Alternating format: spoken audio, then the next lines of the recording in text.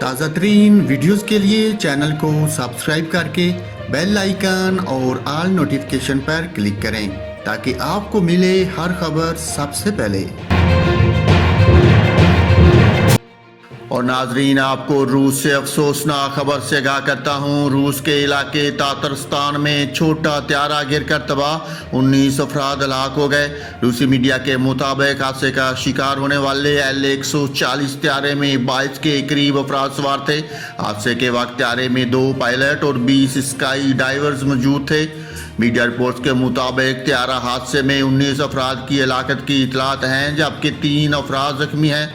روسی حکام کا کہنا ہے کہ طیارہ حادثے کی وجوہات کے بارے میں تاحال معلوم نہیں ہو سکا، تاہم واقعے کی تحقیقات کا آغاز کر دیا گیا ہے۔